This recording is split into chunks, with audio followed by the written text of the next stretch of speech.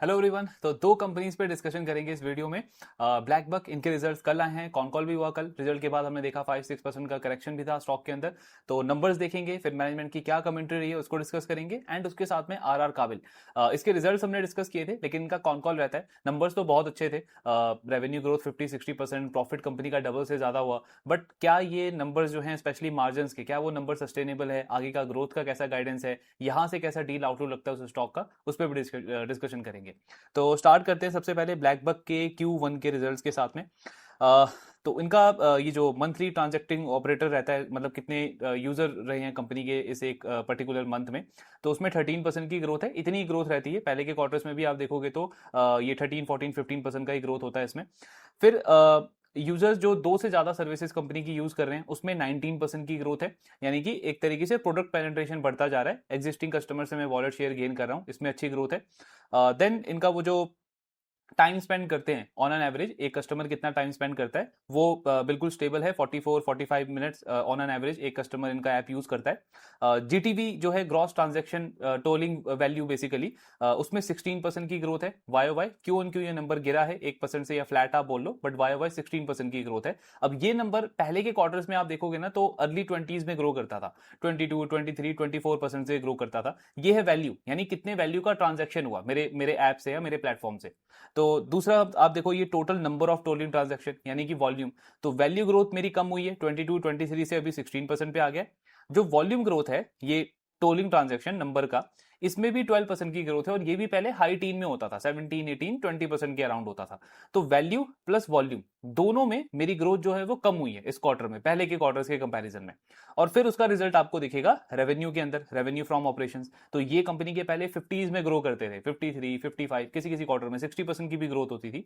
इस क्वार्टर में इसका ग्रोथ है 42%। यानी एक एक ट्रेंड क्या समझ में आ रहा है कि जितने भी जो मेन मेट्रिक्स है कंपनी के, उसमें ग्रोथ थोड़ी सी स्लो होती हुई दिखी है, चाहे मैं वैल्यू देखूं, वॉल्यूम देखूं, या रेवेन्यू देखूं, और फिर नेट रेवेन्यू भी देखूं। नेट रेवेन्यू क्या हो गया? जो सुपर लोड से इनको वो ब्रोकिंग बिजनेस आता है, उसका main commission income, net revenue. जो ट्रांजेक्शन वैल्यू है उसको हटा के, वो तो मेरा इनकम नहीं है, जो मेरा कमीशन इनकम है उसको सिर्फ मैं अगर ऐड करूं तो मेरा बनता है नेट रेवेन्यू। तो उसमें ग्रोथ कितनी है? 25%। ये भी पहले के क्वार्टर्स में होता था मिड 30s में, 34, 35, 36% का होता था। तो तीनों चारों मैट्रिक्स में ग्रोथ हमें स्लो होती हुई दिखी है। कंट्रीब्यूशन मार्जिन अभी भी कंपनी ने मेंटेन करके रखा है, 93, लास्ट क्वार्टर में भी 94% था। फिर एडजस्टेड इबिट्टा, इसकी भी ग्रोथ स्लो हो गई, 16% है वाई वाई। देन इनके दो वर्टिकल्स है। पहला है कोर वर्टिकल, जिसमें आता है ये टोलिंग वाला बिजनेस आता है, फ्यूल पेमेंट का बिजनेस आता है, टेलीमेटिक्स वाला बिजनेस आता है। तो ये इनके कोर वर्टिकल हैं, सबसे ज्यादा रेवेन्यू यहीं से आता है, कैश का वो बिजनेस है कंपनी के लिए। अब इसका ग्रोथ आप देखो, ये भी स्लो हो गया है, 21% से ग्रो किया है। ये पहले के क्वार्टर्स में 28 से 30% के रेट से ग्रो करता था, किसी किसी में 35-36 भी होता था, बट ऑन एन एवरेज 25 से 30% की ग्रोथ होती थी। इसका भी ग्रोथ स्लो हुआ। जो ग्रोथ वर्टिकल है, जिसमें सुपर लोड बिजनेस आता है, व्हीकल फाइनेंस का बिजनेस आता है, क्लासिफाइड वाला बिजनेस आता है, ये वैसे तो ग्रोथ बहुत अच्छी है, 150% Y Y, triple digit growth है। लेकिन इसका भी ग्रोथ थोड़ा सा स्लो हुआ है, क्योंकि पहले के क्वार्टर्स में ये भी 270-300% के रेट पे ग्रो करता था वाई वाई। तो सारे मैट्रिक्स अगर मैं देखूं, तो मुझे ग्रोथ थोड़ी सी स्लो होती हुई दिखी है हर एक नंबर के अंदर। फिर एडजस्टेड इबिट्टा तो ग्रो हुआ ही आपका सिर्फ 16%। जो ओवरऑल इबिट्टा है, उसकी उसकी भी ग्रोथ है 23%। पहले के क्वार्टर्स में मतलब कंपनी को ऑपरेटिंग लिवरेज बहुत अच्छा मिलता था पूरे कंसोलिडेटेड लेवल पे। फिर पीबीटी आप देखोगे, ये गिर गया वाई वाई 8% से। और पैट में ग्रोथ है 25% का, लेकिन ये टैक्स एडवांटेज की वजह से, वो डिफर्ड टैक्स का गेन आया इस क्वार्टर में, उसकी वजह से 25% का पैट ग्रोथ दिख रहा है। वरना पीबीटी में नेगेटिव ग्रोथ है और पैट में भी नेगेटिव ग्रोथ है। अच्छा, Q1 Q आपको दिखेगा पैट ज्यादा डी ग्रो कर गया है, लेकिन इसमें भी वही सेम लॉजिक है। Q4 में इनको जो वो गेन आया था डिफर्ड टैक्स से, वो ज्यादा था, इसीलिए Q1 Q आपको पैट ग्रोथ ज्यादा नेगेटिव दिख रहा है। वरना उसको अगर आप हटा के देखो, तो पीबीटी लेवल पे आपको नंबर्स जो है वो पैट के स्टेबल दिखेंगे। तो ये है ओवरऑल नंबर्स कंपनी के। मतलब एक अगर आप मेन चीज अगर आप ऑब्जर्व करोगे, तो बेसिकली ग्रोथ कंपनी के स्लो हुई है, चाहे वैल्यू देखो, वॉल्यूम देखो, रेवेन्यू देखो, ग्रोथ वर्टिकल देखो, या कोर वर्टिकल देखो। उसी का रिएक्शन था मार्केट का, कि एकदम से रिजल्ट के बाद में हमने देखा 5-6% का करेक्शन भी आया था स्टॉक में। तो अब मैनेजमेंट ने क्या बोला कॉल में, सबसे पहले उसको डिस्कस करते हैं। तो स्टार्ट ही उन्होंने इसी चीज से करी। उन्होंने बेसिकली Q4 के कॉन कॉल में ही बता दिया था। Q4 का कॉन कॉल उनका बहुत लेट हुआ था, मई के अराउंड हुआ था। तो उस टाइम पे ये वॉर वगैरह चल रहा था, प्लस ऑयल को लेके भी काफी ज्यादा वहां पे क्राइसिस वगैरह चल रहा था। तो मैनेजमेंट ने क्लियरली बोला था कि जो हमारा ये टोलिंग वाला बिजनेस है, जो पेमेंट वाला बिजनेस है, इसमें इंडस्ट्री लेवल पे स्लो डाउन देखने को मिल रहा है और हमारे भी नंबर्स जो हैं वो काफी ज्यादा मतलब उस टाइम पे खराब हो गए हैं। तो इसका इंपैक्ट हो सकता है आने वाले क्वार्टर्स के अंदर। एंड मतलब बेसिकली उन्होंने अपने कमेंट्री में बोला था कि हम थोड़े से कॉशियस है क्योंकि हमें आउटलुक कैसा होगा इस पे क्लैरिटी नहीं है। तो अब इस क्वार्टर के मतलब इस कॉन कॉल में मैनेजमेंट ने क्या बोला कि जो टोलिंग वाला हमारा बिजनेस है ना, टोल पेमेंट वाला, उसमें तो पूरी रिकवरी हो गई है, वो पूरा नॉर्मल हो चुका है। अप्रैल उसका बहुत खराब गया था, मई के एंड में उसकी रिकवरी स्टार्ट हुई, जून तक वो पूरा रिकवर हो चुका है और अभी भी जो Q2 का स्टार्टिंग मतलब जो ये स्टार्टिंग वीक है ये बहुत अच्छा गया है, जुलाई बहुत अच्छा गया है। तो उस बिजनेस को लेकर के तो अब हम कॉन्फिडेंट है, जो हमने लास्ट क्वार्टर में बोला था कि थोड़े से कॉशियस हैं, अब हम कॉन्फिडेंट है कि वो बिजनेस आने वाले क्वार्टर्स में अच्छा करेगा। इसका मतलब क्या है कि इस बिजनेस के नंबर्स Q2 Q3 Q4 में अच्छे होंगे Q1 के कंपैरिजन में। बट जो इनका वो फ्यूल पेमेंट वाला बिजनेस है उसमें अभी भी अनसर्टेनिटी है। फ्यूल पेमेंट मतलब वो जो OMCs आपकी होती है ना, ऑयल मार्केटिंग कंपनी, उनके साथ में इनका लॉयल्टी प्रोग्राम चलता है कि इनके जो ट्रकर्स हैं वो उनका वो पेट्रोल डीजल वगैरह वहां से इनके प्लेटफॉर्म से लेंगे तो ब्लैक बक को कमीशन मिलता है और फिर ब्लैक बक कुछ डिस्काउंट वगैरह अपने ट्रकर्स को देता है। तो वो वाला जो लॉयल्टी प्रोग्राम है वो ये OMCs ने Q4 के अंदर ही सस्पेंड कर दिया था क्योंकि ऑयल क्राइसिस वहां पे चल रहा था। अभी भी मैनेजमेंट ने बोला कि क्रूड में जब तक एक स्टेबिलिटी हमें देखने को नहीं मिलती तब तक उस बिजनेस पे अभी हमारा क्लियर आउटलुक नहीं है। हाँ, पार्शियल रिकवरी हो चुकी है, मतलब पहले जो सिचुएशन थी अभी सिचुएशन उससे अच्छी है, लेकिन ज्यादा हम कॉन्फिडेंट जो है वो उस बिजनेस को लेकर के हैं, टोल पेमेंट वाले बिजनेस को, क्योंकि वो तो वापस ग्रोथ वाले मोड पे आ चुका है। तो ये चीज है। लेकिन एक और इसमें अच्छी चीज क्या है कि इनका GTV आप देखोगे ना, ग्रॉस ट्रांजेक्शन वैल्यू, उसमें 90% जो ये नंबर आता है वो टोल पेमेंट से आता है। तो फ्यूल पेमेंट का उसमें कॉन्ट्रीब्यूशन सिर्फ 10% है। तो जो 90% है आपके टोटल GTV का, उसकी पूरी रिकवरी हो चुकी है। 10% वाली की पार्शियल रिकवरी हो गई है, बट मतलब आगे आने वाले क्वार्टर्स में धीरे धीरे वो नंबर भी इंप्रूव हो जाएगा। तो ओवरऑल ये मतलब अगर आप इनका मेन टॉप लाइन पकड़ो, रेवेन्यू पकड़ो, तो वो Q2 Q3 Q4 में अच्छा ही होना चाहिए Q1 के कंपैरिजन में। प्लस इसमें इन्होंने मार्केट शेयर भी गेन किया वापस से इस क्वार्टर में। जैसे एक तो इन्होंने Q4 में बोला था कि पूरे FY26 में हमारा जो GTV का ग्रोथ है वो है 27%, और अगर आप इंडस्ट्री का वो NETC का डेटा देखोगे उसकी ग्रोथ है 16%, मतलब अच्छा खासा हमने मार्केट शेयर गेन किया है। अब Q1 में जहां पे ऐसा इन्वायरमेंट था उसके अंदर भी इनका GTV का ग्रोथ है 16%, जबकि आप इंडस्ट्री का NETC का डेटा देखोगे उसमें लो सिंगल डिजिट की ग्रोथ है, 3-4% के आसपास। अब इनका कमर्शियल उसके अंदर आता है, तो अगर आप कमर्शियल व्हीकल से भी कंपेयर करोगे तो कमर्शियल व्हीकल की भी जो ग्रोथ रही है वो सिर्फ 7-8-9% की रही है। इनका GTV का ग्रोथ लगभग डबल रहा है उससे, 16% के आसपास। तो मैनेजमेंट वही बोल रहा है कि मार्केट शेयर गेन हमारा ऐसे एनवायरमेंट के अंदर भी कंटिन्यू था, इंडस्ट्री को हमने इसमें भी आउट परफॉर्म किया है। फिर टेलीमेटिक्स वाला जो इनका बिजनेस है उसमें बहुत अच्छा अपडेट दिया है इन्होंने। एक तो Q4 में इन्होंने बोला था कि उसका सेल डबल हो गया है। अभी इस क्वार्टर में मैनेजमेंट का कहना है हाईएस्ट एवर सेल्स का नंबर हमने उसमें रिपोर्ट किया है, वो टेलीमेटिक्स वाले बिजनेस के अंदर। टेलीमेटिक में मतलब वो जो ट्रैकिंग डिवाइस होता है आपका, एक तो होता है AIS जो गवर्नमेंट ने मैंडेटरी किया हुआ है, पहले 5 स्टेट्स के अंदर था, अभी शायद 8 या 10 स्टेट्स के अंदर है, तो उसमें काफी अच्छी ग्रोथ है। दूसरा नॉन AIS होता है जो मैंडेटरी नहीं है, लेकिन जो ट्रकर होता है वो खुद से यूज करना चाहता है ताकि जो भी 4-5 ट्रक्स हैं उसको वो मॉनिटर कर पाए अच्छे से। तो इन डिवाइसेस की सेल्स बहुत अच्छी हुई है इस क्वार्टर के अंदर, लेकिन रेवेन्यू में उसका मतलब कोई अभी ग्रोथ हमको देखने को नहीं मिला इस क्वार्टर के अंदर, क्योंकि वो जो भी सेल हुई है ना वो सब्सक्रिप्शन मॉडल के ऊपर हुई है। यानी कि मैंने सेल कर दिया इस क्वार्टर में, अब जो उसका रेवेन्यू है वो मतलब आने वाले जो क्वार्टर है उसमें मैं हर एक क्वार्टर में उसका रेवेन्यू काउंट करता जाऊंगा, तो एक स्टेडी रेवेन्यू लाइन आइटम मेरे लिए ऐड हो गया वहां पे। बट जो बड़ा एडवांटेज आएगा कंपनी को वो आएगा इनके प्रॉफिटेबिलिटी के अंदर, क्योंकि मैनेजमेंट का बोलना है फर्स्ट ईयर मतलब अभी तो जो हमने सेल्स करी है उसमें मार्जिन ऑब्वियसली अच्छे हैं, लेकिन जो सेकंड ईयर होगा ना, मतलब रिन्यूअल होगा, जब अगले साल ये जो इनका ये टेलीमेटिक डिवाइस जब रिन्यू करेंगे इनके कस्टमर्स, तब उसका ऑलमोस्ट जो पूरा रिन्यूअल इनकम है वो हमारे इबिट्टा पैट में आके फ्लो होगा, क्योंकि उस डिवाइस को बनाने का जो खर्चा है, मार्केटिंग का जो खर्चा है, कस्टमर को लाने का जो खर्चा है, वो तो फर्स्ट ईयर में एब्जॉर्ब हो जाएगा। सेकंड ईयर में वो पूरा रिन्यूअल इनकम हमारे पैट के अंदर आएगा, हमारे प्रॉफिट के अंदर आएगा। मतलब जो टिपिकल आप सब्सक्रिप्शन मॉडल में देखते हो, कोई भी OTT का ऐप ले लो ना, नेटफ्लिक्स हो या कोई भी हो, उनको तो फर्स्ट टाइम खर्चा लगता है वो मार्केटिंग का, एक बार कस्टमर आ गया तो नेक्स्ट ईयर तो हमारा रिन्यूअल इनकम पूरा उनका प्रॉफिट बनता है।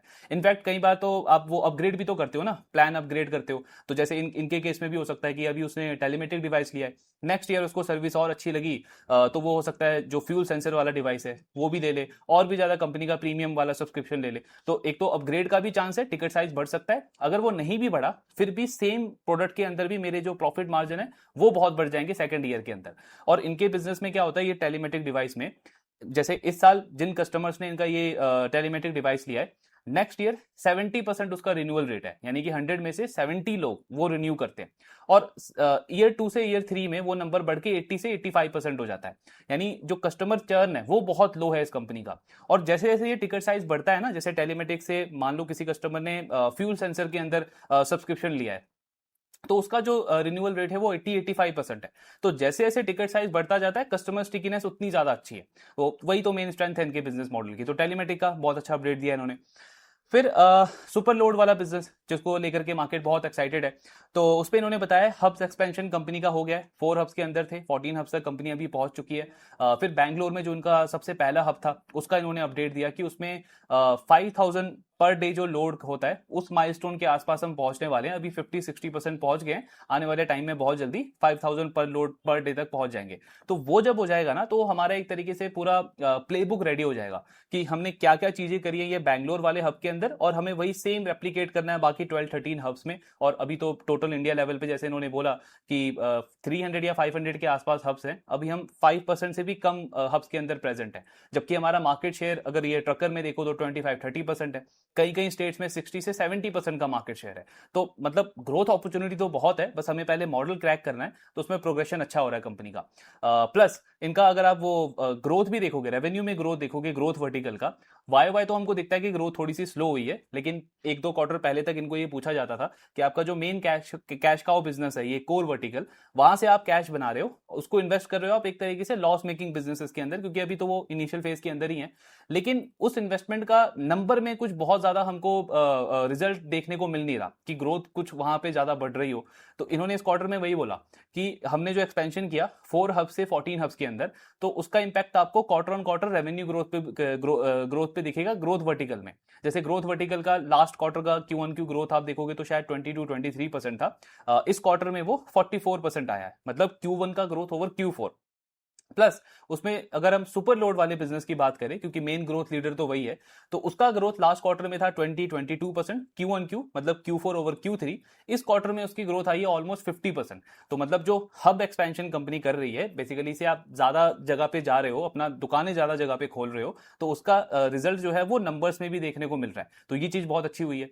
फिर कंपनी ने बताया कि उसमें एआई का ये बहुत ज्यादा यूज कर रहे हैं। जैसे पहले तो इन्होंने क्या प्लान किया था और किया क्या था कि जो ऑफलाइन आपका ब्रोकिंग वाला मॉडल होता है ट्रकिंग इंडस्ट्री में, तो उसी को पूरा का पूरा इन्होंने डिजिटल कर दिया था सुपर लोड में। मतलब एक तरीके से था तो ऐप बेस्ड, लेकिन फिर भी आपको काफी ज्यादा मैन पावर वहां पे चाहिए था, काफी सारे एम्प्लॉयज उसको चाहिए थे मैनेज करने के लिए। जैसे इन्होंने एग्जांपल दिया कि कोई लोड आता था हमारे ऐप के ऊपर, हमारे प्लेटफॉर्म के ऊपर, तो सिस्टम पहले आइडेंटिफाई करता था कि कितने ट्रकर्स जो हैं वो उस एरिया में अवेलेबल है, जैसे ओला उबर में होता है टिपिकली। उसके बाद फिर उनको अलर्ट जाता था, फिर उनमें से जो ट्रकर्स देखते थे जिनको वो डील वगैरह सही लगती थी उसको एक्सेप्ट करते थे। तो बहुत लंबा प्रोसेस था पहले ये। अब ये एआई इंप्लीमेंटेशन से क्या हुआ है, क्योंकि पहले हम जब ये सारी चीजें हम कर रहे थे तो हमें ऐसा लग रहा था कि अगर हम इसको मतलब फास्ट करने के लिए, ताकि लोड जल्दी आए, जल्दी आइडेंटिफाई हो, जो ट्रकर है उसको भी जल्दी लीड मिले, कस्टमर जो है जिसने लोड दी है, लीड दी है, वो भी सेटिस्फाइड हो, उसका भी फटाफट से ऑर्डर आगे बढ़े। तो ये अगर हमें फास्ट करना था तो हमें पहले माइंड में ये था कि हमें कॉल सेंटर बिठाना पड़ेगा, कि फिजिकली मतलब मैनुअली जो वो जो कॉल सेंटर वाले लोग होते हैं वो हमारे ट्रकर को कॉल करेंगे और फिर ये सारा डील वगैरह वहां पे क्लोज करवाएंगे। बट फिर वो हाई कॉस्ट मॉडल हो जाता, उसको स्केल करना मतलब बहुत ज्यादा कॉस्ट हैवी हो जाता। तो वो सारी चीजें हमारे माइंड में चल रही थी। फिर वहां पे जब हमने ये एआई इंप्लीमेंटेशन किया है, तो आज तो कंपनी बोल रही है कि 40 से 50% जो हमारा ये सुपर लोड के ऊपर जो बिजनेस होता है पर डे बेसिस पे, वो एआई के थ्रू होता है। मतलब एक तरीके से जो मैन पावर की मेरी रिक्वायरमेंट थी वो मैंने हाफ कर दी है, क्योंकि ये सारी चीजें जो भी लोड आया, ट्रकर आइडेंटिफाई करना, उसके साथ में कनेक्ट करना, मैच करना, फटाफट से ये सारी चीजें होनी चाहिए। ये सब 40 से 50% आज के टाइम पे मेरा एआई कर रहा है। तो मेरा कॉस्ट बहुत बच गया है। और मतलब आप अगर पूरा कॉन कॉल सुनोगे तो एक्चुअली मैनेजमेंट अब बहुत कॉन्फिडेंस साउंड कर रहा था इस सुपर लोड वाले बिजनेस को और फटाफट से एक्सपैंड करने को लेकर के। तो ये काफी अच्छी पॉजिटिव चीज इन्होंने बताई। फिर एआई ऑब्वियसली ये अपने एग्जिस्टिंग बिजनेस में भी यूज कर रहे हैं। जो केवाईसी वगैरह करना होता है जब भी आप फर्स्ट टाइम किसी ट्रकर को ऑनबोर्ड करते हो, उनका वो जो आरसी वगैरह वेरीफाई करते हो, पहले उसमें भी टाइम लगता था, अब वो सारी चीजें भी आपकी एआई के थ्रू काफी फास्ट हो रही है। तो ये सब तो कंपनी कर रही है। लास्ट और क्या बताया उन्होंने हाँ, मेन तो मतलब यही था, जो इनका बिजनेस में थोड़ा सा स्लो डाउन था वो टेम्पररी था, और इन्होंने बोल दिया कि वो जो टोलिंग वाला बिजनेस है वो हमारा रिकवर कर गया था Q1 के सेकंड हाफ में ही। अभी भी चीजें उसमें बहुत अच्छी हो रही है, सो Q2 Q3 Q4 उसका बहुत अच्छा रहने वाला है। सुपर लोड बिजनेस में अगेन मतलब जो इन्होंने ये गाइडेंस तो ये नहीं देते हैं, लेकिन जो इन्होंने ये नंबर्स वगैरह बताए हैं, इससे एक चीज समझ आती है कि जैसे जैसे इसका एक्सपेंशन बढ़ता जाएगा, जैसे जैसे नंबर ऑफ हब्स कंपनी के बेसिकली बढ़ते जाएंगे, उसके नंबर्स और ज्यादा अच्छे हो सकते हैं। अभी तो रेवेन्यू वगैरह कुछ डिस्क्लोज करती नहीं है, सिर्फ कंपनी ने Q1 Q बताया कि उसका ग्रोथ रेट इंप्रूव हो गया है, पहले वो 20-22% था, अभी 50% हो गया है। और मतलब उसका आउटलुक क्यों इतना अच्छा लगता है और मार्केट भी क्यों इतना इंटरेस्टेड है, क्योंकि जो मेन चैलेंज होता है किसी भी ट्रकर को लाने का, मतलब इस बिजनेस के अंदर, ये जो ट्रकिंग वाली इंडस्ट्री के अंदर, वो आपका होता है सप्लाई साइड पे। तो सप्लाई साइड तो इन्होंने पूरा कवर कर लिया है आज के टाइम पे। जैसे इनका वो डेली ऐप यूज ही आप देखो ना, 40-45 मिनट ऑन एन एवरेज एक ट्रकर इनका ऐप यूज करता है, तो इसका मतलब है कि उसके बिजनेस में कितना ज्यादा वो वैल्यू ऐड करता होगा। इसका एक एग्जांपल भी दिया इन्होंने कि जैसे स्टार्ट इन्होंने किया था तो ये सुपर लोड वाले बिजनेस से ही किया था, जैसे ओला उबर का मॉडल है, उसी को ये डिजिटल लेकर के आगे थे ना स्टार्टिंग में, कि ट्रकर को फटाफट से लोड मिल जाएगी और हमारा डिजिटल वाला मॉडल चलेगा जैसे ओला उबर का चला है। बट वहां पे जैसे इन्होंने बोला कि ट्रकर को अगर आप उनका बिजनेस लाइफ साइकिल देखोगे ना, तो 2-3 दिन में एक बार ही उसको वो लोड वगैरह का के लिए वो ढूंढता है। तो वो बहुत बड़ा चैलेंज नहीं होता, उसका बड़ा चैलेंज होता है टोल पेमेंट का, उसका बड़ा चैलेंज होता है फ्यूल पेमेंट का, फ्यूल सेंसर का, जो फ्यूल वगैरह चोरी हो जाता है, ड्राइवर के साथ में उसका टसल चलता रहता है। तो वो सारी चीजें उसकी उसकी मेन हेडेक है इस बिजनेस के अंदर। तो हमने स्टार्टिंग में यही सारी चीजें देखी कि सुपर लोड को पहले पुश नहीं करना है, पहले हमको ये सारी चीजें लानी है जिससे कस्टमर स्टिकीनेस आए। और उसी वजह से आप देखो ना, 8 लाख ट्रांजैक्टिंग यूजर है ट्रकर्स है इनके प्लेटफॉर्म के ऊपर, तो सबसे बड़ा मोट कॉम्पिटेटिव एडवांटेज है इस कंपनी के पास में। तो अब जैसे जैसे सुपर लोड उनका स्केल करता जाएगा, ग्रोथ आउटलुक उसका बहुत सॉलिड है। प्लस ऐसा भी नहीं है कि कंपनी मतलब एक एक ब्लाइंड इन्वेस्टमेंट कर रही हो। जैसे इन्होंने बोला कि सुपर लोड जो है उसका कंट्रीब्यूशन मार्जिन पॉजिटिव है। मतलब क्या हुआ कि आज उस बिजनेस में जो भी एक ऑर्डर आ रहा है ना, तो पर ऑर्डर पे ये कंपनी प्रॉफिट बना रही है। मतलब फिक्स कॉस्ट अभी कवर नहीं हुआ है, लेकिन पर ऑर्डर बेसिस पे कंपनी अभी प्रॉफिटेबल है। तो ऐसा नहीं कि मतलब मैं किसी प्रोडक्ट में या किसी सेगमेंट में इन्वेस्ट कर रहा हूं और एक तरीके से होप में बैठा हूं, अभी कैश बर्न हो रहा है और आगे चल के वो प्रॉफिटेबल होगा। ऑलरेडी उसका मॉडल प्रूफ है, वो प्रॉफिटेबल है। बस जैसे जैसे ऑर्डर्स आपके बढ़ते जाएंगे, बिजनेस का वॉल्यूम बढ़ता जाएगा, उसकी प्रॉफिटेबिलिटी और इंप्रूव होगी पूरे कंपनी लेवल पे। तो ये सारी चीजें हैं। मतलब जो एक एक शॉर्ट टर्म, या आप बोलो जो एक शॉर्ट टर्म चैलेंज था कंपनी का Q1 का, वो हो चुका है। आने वाले क्वार्टर्स ऑब्वियसली आपके अच्छे होंगे, और सुपर लोड बिजनेस पे भी कंपनी ने बहुत अच्छा आउटलुक दिया। वही रीजन है कि कल से आज आप देखोगे तो स्टॉक भी रिकवर हो गया, ऑलमोस्ट 5-6% आज ऊपर था। तो ये था ब्लैक बक के ऊपर डिस्कशन। अच्छे नंबर्स हैं, मतलब नंबर्स अच्छे नहीं है, स्लो डाउन है इनके ग्रोथ में, लेकिन वो टेम्पररी था, और बाकी आगे की कमेंट्री कंपनी की बहुत अच्छी है। नेक्स्ट अब बात करते हैं आर काबिल के ऊपर कि इनका कॉन कॉल वगैरह कैसा रहा, मैनेजमेंट ने क्या कमेंट्री गाइडेंस दी है। तो नंबर्स तो इनके हमने देखे थे, 54% का रेवेन्यू ग्रोथ है। केबल वायर बिजनेस इनका 57% से ग्रो किया है। प्लस इसमें सबसे अच्छी चीज क्या है, जो वॉल्यूम ग्रोथ है इनका केबल और वायर में, वो 17% का है। अगर आप जैसे पॉलीकैब को देखो, उसका वॉल्यूम ग्रोथ था लो सिंगल डिजिट, 3-4-5% के आसपास। हेवल्स जो इतना बड़ा प्लेयर है, उसका केबल वायर का वॉल्यूम ग्रोथ बिल्कुल फ्लैट था, वॉल्यूम ग्रोथ था ही नहीं। पॉलीकैब का तो इनफैक्ट Q4 में भी वॉल्यूम ग्रोथ इतना अच्छा नहीं था, शायद 8 या 10% के अराउंड था।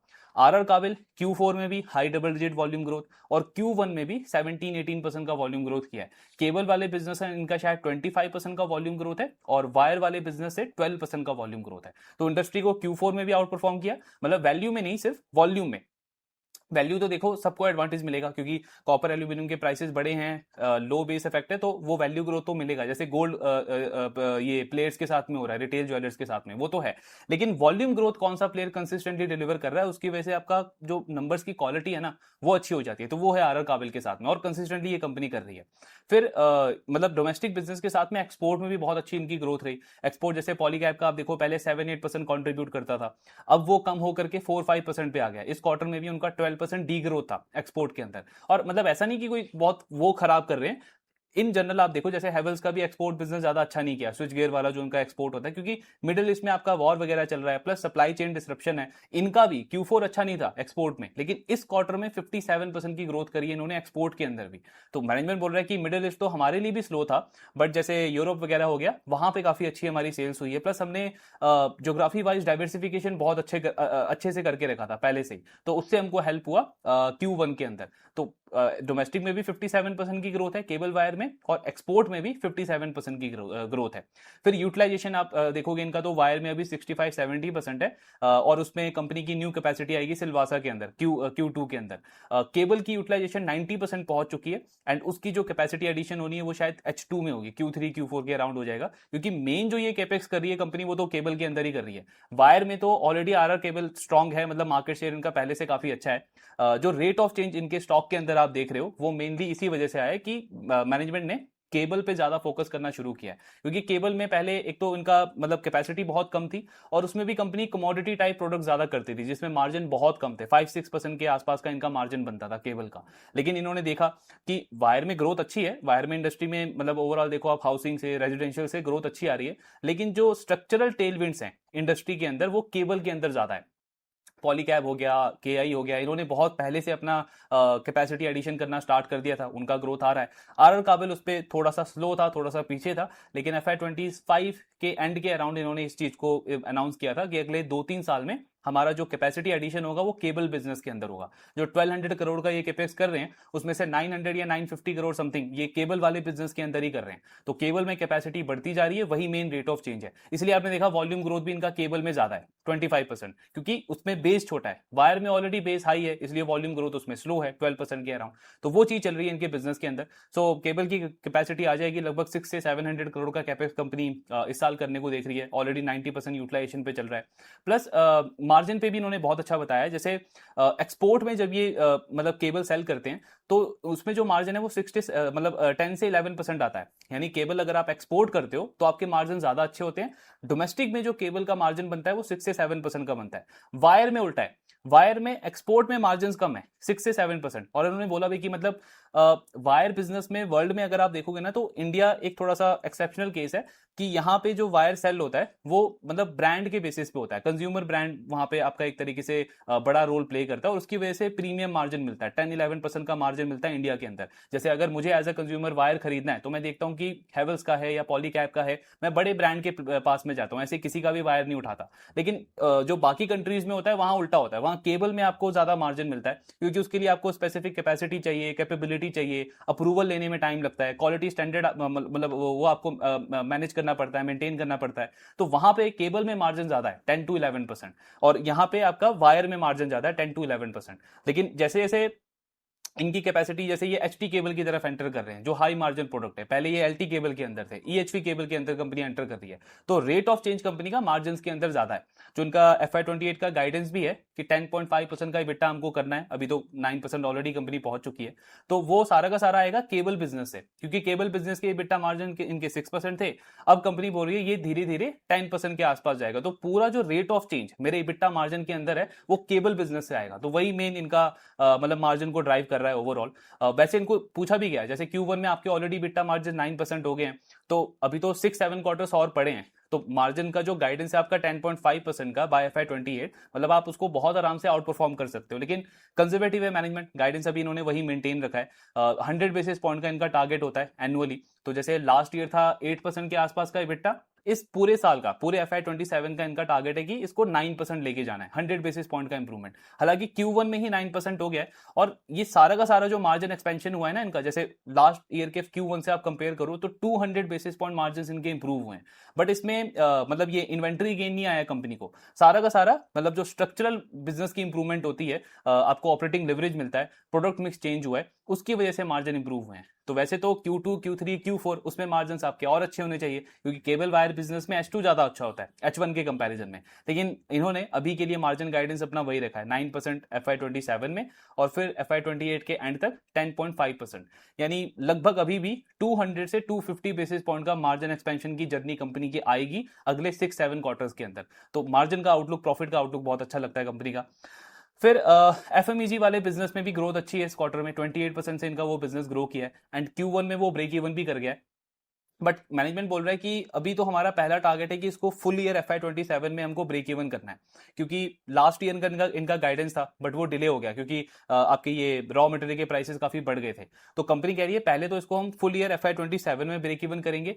Q1 में ब्रेक इवन करने का एक मतलब एक एक्स्ट्रा एडवांटेज, मतलब इनको एडवांटेज ये भी मिला होगा कि Q1 आपका जो सीजनली है ना एफएमईजी बिजनेसेस के लिए अच्छा होता है, फैन हो गया, ये कूलर वगैरह हो गए, इसकी सेल्स अच्छी होती है Q1 में, तो आपको सीजनैलिटी का एक तरीके से एडवांटेज मिल गया। Q2 समर सीजन होता है, Q3 तो और भी ज्यादा खराब सीजन है इन सारी चीजों के लिए, तो वहां पे मेन चैलेंज है कि उन क्वार्टर्स के अंदर इनकी प्रॉफिटेबिलिटी कैसी रहती है एफएमईजी बिजनेस में। तो वही मैनेजमेंट बोल रहा है, पहला टारगेट है कि फुल ईयर बेसिस पे उसको ब्रेक इवन करना है। फिर FY28, FY29, FY30 अगले 2-3 साल तक कंपनी 20% का ग्रोथ टारगेट कर रही है एफएमईजी में, और प्रॉफिटेबिलिटी हर एक साल थोड़ा थोड़ा इंप्रूव होगा, मतलब FY27 में ब्रेक इवन, FY28 में थोड़े बहुत पॉजिटिव मार्जिन, और FY28 FY30 में थोड़ा बहुत उसमें इंप्रूवमेंट का टारगेट है इनका। तो बाकी तो यही है, गाइडेंस इन्होंने दिया है जैसे 17-18% का वॉल्यूम ग्रोथ का इनका गाइडेंस है, तो वो तो उन्होंने मेंटेन रखा है फुल ईयर के लिए। Q1 में भी 17% है और पूरे साल का 18% का वॉल्यूम ग्रोथ है। अगर आप वैल्यू ग्रोथ देखोगे तो अगर कॉपर एल्यूमिनियम के प्राइसेस उतने ही रहते हैं जितने अभी हैं, मतलब उसमें ज्यादा चेंज नहीं होता है, तो लास्ट ईयर के Q2 के कंपैरिजन में ना वैल्यू ग्रोथ लगभग 40% की है कंपनी के प्रोडक्ट्स के अंदर। बट इनका जो एक जो केबल बनता है उसमें जो मेटल का जो कंटेंट है वो 60% होता है, तो 60% जो मेरा जो प्रोडक्ट है, मतलब मेरे प्रोडक्ट का जो 60% पार्ट है उसके प्राइसेस बढ़ गए हैं 40% YOY, तो वैल्यू ग्रोथ मेरा ओवरऑल आएगा 24-25%, और वॉल्यूम ग्रोथ का गाइडेंस है इनका 17-18%। यानी Q2 में अगर प्राइसेस बहुत ज्यादा चेंज नहीं होते हैं, करेक्शन नहीं होता है, तो लगभग 40 से 42-43% का ग्रोथ कंपनी कर सकती है टॉप लाइन के अंदर। फुल ईयर FY27 में, मतलब अगर हम बेस केस भी लेके चले तो आपका फुल ईयर का ग्रोथ भी 35 से 40% का बनता है Q1 में, क्योंकि आप ऑलरेडी 54% कर चुके हो, और H2 केबल वायर कंपनीज के लिए अच्छा होता है। बट अगर थोड़ा बहुत वैल्यू करेक्शन आपका होता भी है, प्राइस करेक्शन होता भी है, तो भी 35-40% का आपका पूरा रेवेन्यू ग्रोथ बहुत आराम से आ सकता है FY27 में। पैट का ग्रोथ आप देखो, क्योंकि मार्जिन एक्सपेंशन चल रहा है, Q1 में है, फिर Q2 Q3 में भी आपको YOY अच्छा ग्रोथ दिखेगा, क्योंकि लास्ट ईयर के Q2 Q3 में भी बिट्टा मार्जिन इनके कमी थे, 8 या 7.5% के आसपास थे, तो YOY बिट्टा ग्रोथ और अच्छा होगा Q2 Q3 के अंदर। तो ओवरऑल पैट ग्रोथ कंपनी का 60% का मतलब कर सकते हैं बेस केस के अंदर, अगर चीजें और खराब नहीं होती है। आज जो सिनेरियो है उसके बेसिस पे 60% का पैट ग्रोथ, तो यानी 700 से 750 करोड़ का पैट बनता है कंपनी का FY27 में। तो अब फॉरवर्ड पी आप देखो तो 38-40 के अराउंड है, यानी पैग रेशियो अभी भी 0.6 से 0.7 के आसपास है। तो वही जो हमने लास्ट ईयर में डिस्कस किया था कि रेट ऑफ चेंज के बेसिस पे अगर मैं देखूं ना, पॉलीकैब, RR काबिल, KEI, तो इन तीनों में RR काबिल सबसे अच्छा लगता है, क्योंकि कंपनी का सिर्फ टॉप लाइन ग्रो नहीं हो रहा, टॉप लाइन ग्रोथ के साथ में जो इनका रेट ऑफ चेंज चल रहा है केबल बिजनेस के अंदर, उसकी वजह से ओवरऑल मार्जिन एक्सपेंशन की जर्नी बहुत अच्छी है। इस बिजनेस का मार्जिन शायद पहले 6-7% था, 6 या 5% के आसपास था FY25 में, और वहां से इन्होंने टारगेट दिया था कि नेक्स्ट 3 ईयर्स में इसको हम 10% क्रॉस करेंगे, 10.5%। तो वो जो मार्जिन में जो रेट ऑफ चेंज है और साथ में टॉप लाइन ग्रोथ है, उससे कंपनी बहुत आराम से 25 से 30% पे FY28 में भी ग्रो कर सकती है। तो मतलब आउटलुक यहां से भी देखोगे आप तो बहुत अच्छा है। पैग रेशियो अभी भी 0.6-0.7 के आसपास आता है, एंड इवन ये मार्जिन एक्सपेंशन जर्नी आपकी FY28 में भी कंटिन्यू रहेगी, तो आपका नेक्स्ट ईयर का भी अर्निंग ग्रोथ का आउटलुक अच्छा लगता है। तो अभी भी अगर मुझे इसमें इस स्पेस के अंदर बेट करना हो इन तीनों में, तो RR काबिल अच्छा बेट लगता है। बाकी ट्रैकिंग इसका कंटिन्यू रखेंगे, आपके जो डाउट्स हैं शेयर करते रहिए। Thank you very much.